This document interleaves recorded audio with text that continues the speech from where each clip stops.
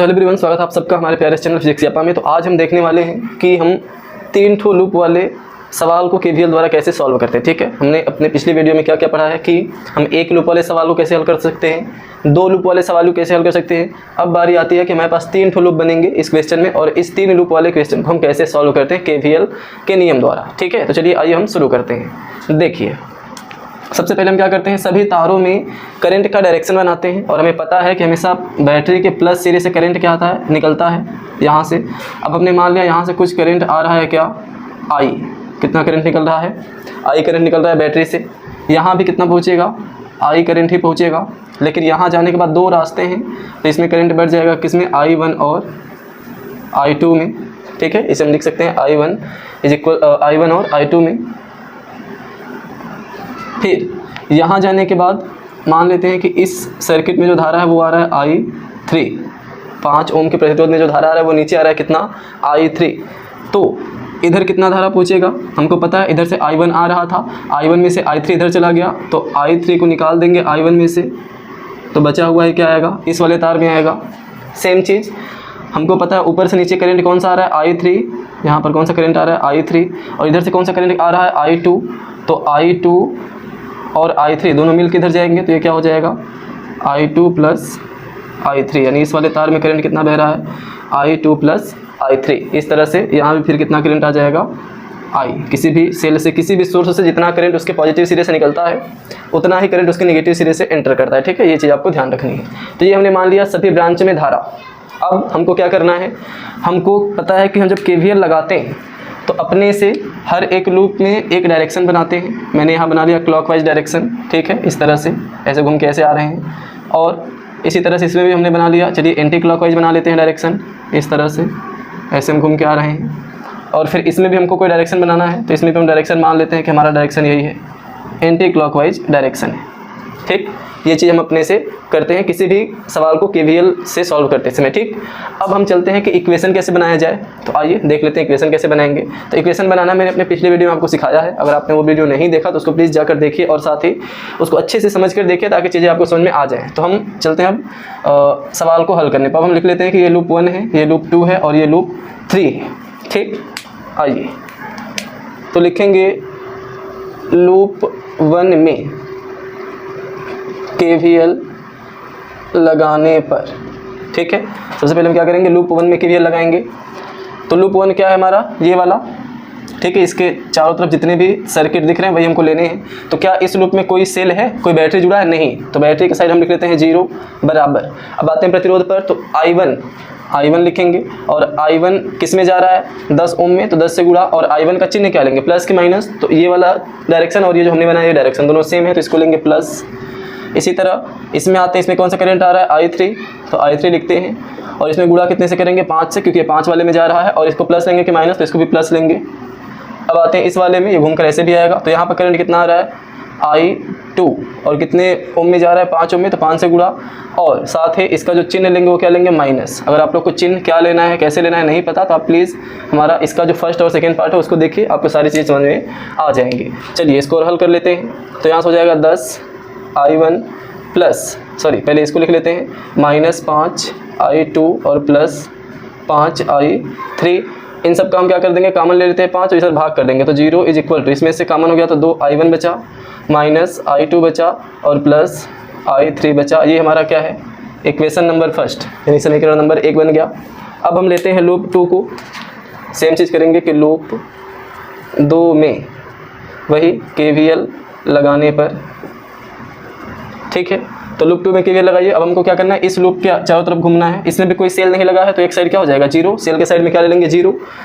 प्रतिरोध पर चलते हैं, तो इसमें देखिए करंट कितना आ रहा है, I1 माइनस I3, तो I1 माइनस I3, और कितने में जा रहा है, 5 ओम में, तो 5 से गुणा, और इसको प्लस लेंगे कि माइनस, तो इसको लेंगे माइनस। क्यों लेंगे, क्योंकि ऊपर से जो डायरेक्शन है वो नीचे की तरफ ऐसे है, और हम जो ऐसे घूमेंगे तो ऊपर जाएंगे, इसलिए विपरीत है, तो चिन्ह माइनस। अब आते हैं यहाँ पर करंट कौन सा बह रहा है, I2 प्लस I3, कितने में जा रहा है, 10 ओम में, तो 10 से गुणा, चिन्ह क्या लेंगे, ये देखिए ऐसे ऊपर जा रहा है, और आप भी ऐसे घूम के ऊपर ही जाएंगे, तो इसको प्लस लेना है।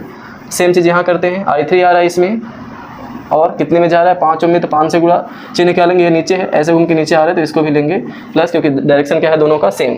हल करते हैं तो 0 बराबर -5i1 plus 5i3 plus 10i2 plus 10i3 और प्लस 5i3।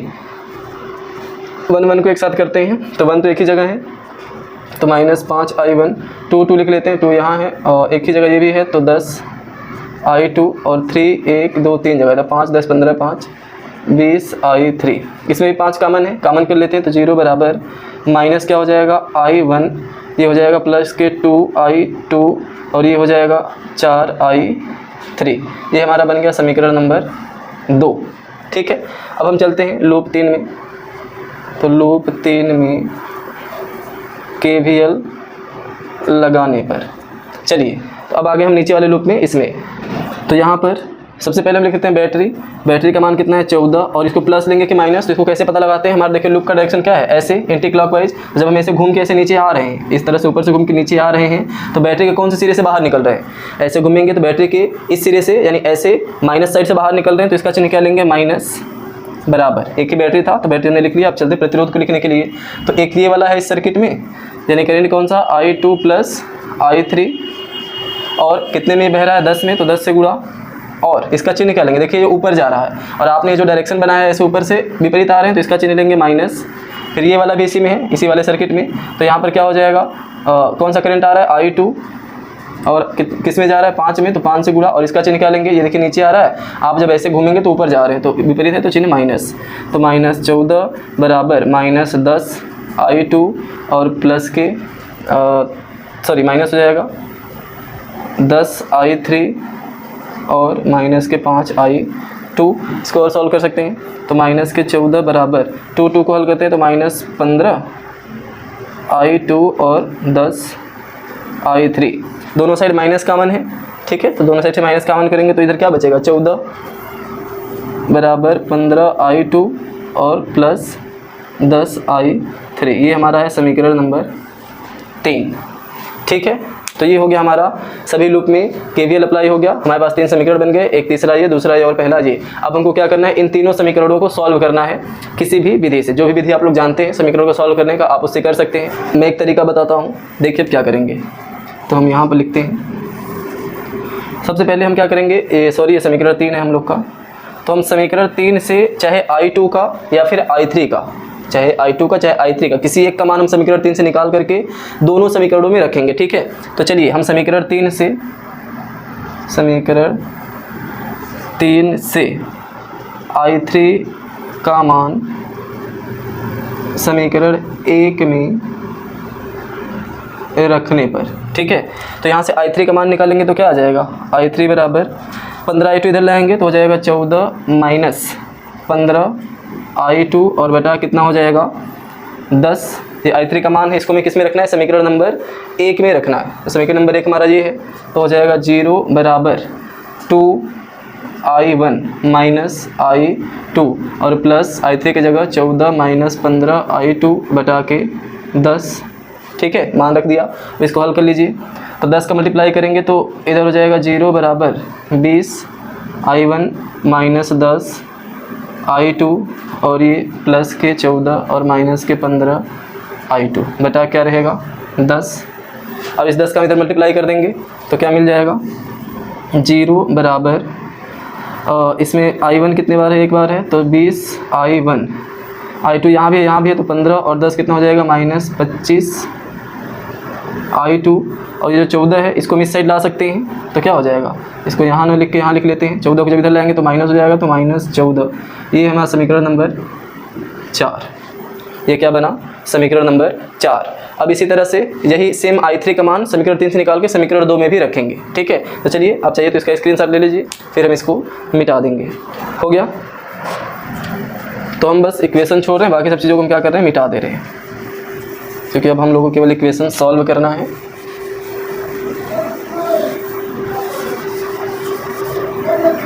चित्र भी मिटा दें, चित्र को रहने देते हैं, आपको आंसर लिखने में काम आएगा। ठीक है, तो क्या किया हमने, समीकरण 3 से i3 का मान समीकरण 1 में रखा है, सेम समीकरण 3 से i3 का मान समीकरण 2 में रखेंगे।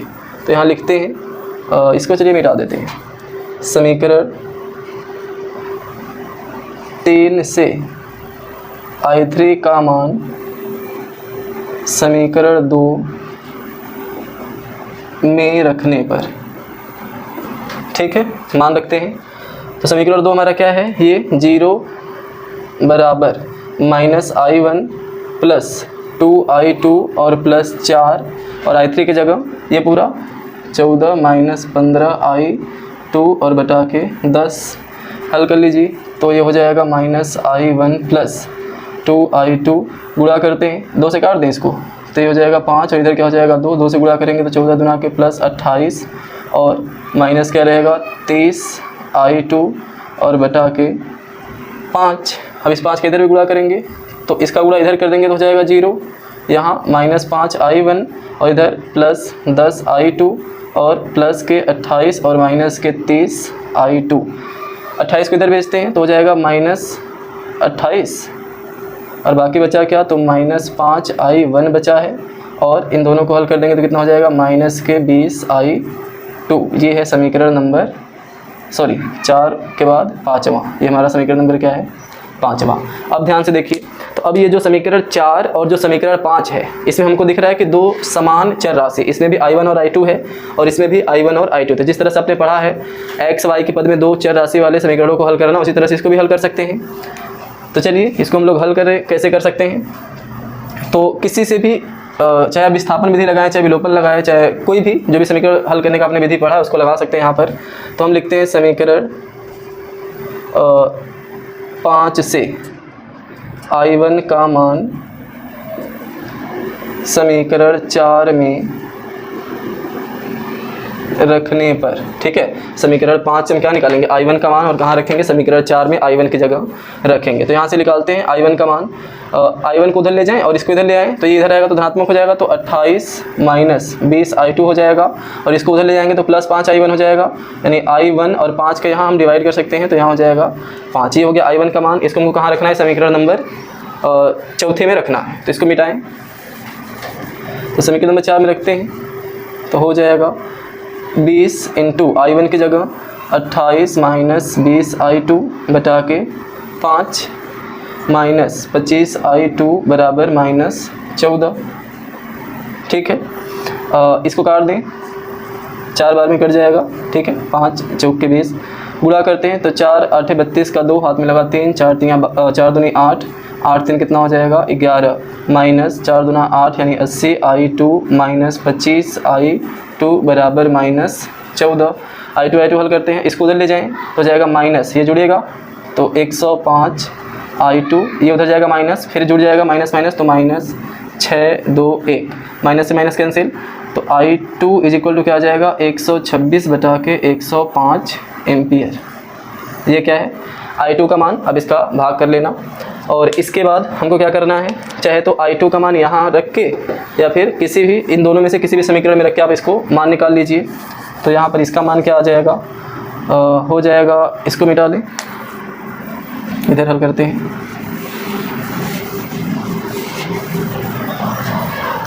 तो I2 का मान हम यहाँ पर रख रहे हैं इस वाले में, तो I2 का मान रखिए तो 28 माइनस 20 इंटू I2 की जगह 126 बटा के 105 और पूरे के बटा 5 है बराबर I1, ठीक। इसको हल करें तो यहाँ पर आइए, इसको 28 गुणित्ते क्या लिखें 105 या फिर अब इसको 5 से छोटा कर लेते हैं, ठीक है। 4 और 5 दूना के कितना हो जाएगा 10 और 5 के 5, ठीक है। और किसे कट रहा है 21 6 का कितना होता है 126, ये 6 बार में शायद कट जाएगा ना, 21 6 का कितना होता है 126, तो ये कट जाएगा।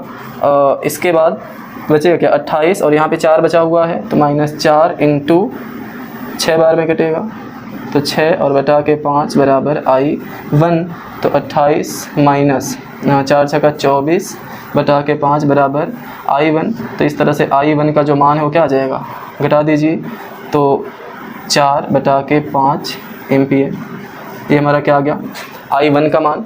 अब हमें सभी ब्रांच में बताने थे तो I3 का मान भी आप किसी इक्वेशन से यहाँ पर निकाल सकते हैं। तो आपने जो समीकरण नंबर 3 बनाया था, समीकरण नंबर 3 हम लोग का क्या था, लिखेंगे यहाँ पर समीकरण 3 से, समीकरण 3 था 14 बराबर -14 बराबर ना, -14 बराबर I2 प्लस I3 इंटू 10, और यहाँ पर चिन्ह क्या था माइनस, और फिर यहाँ पर भी था -I2 इंटू 5। तो इसी में आप क्या करें, I2 का मान रख के इसको सॉल्व कर सकते हैं।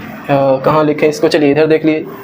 तो -14 बराबर क्या है, -10I2 माइनस 10I3 और माइनस के 5I2।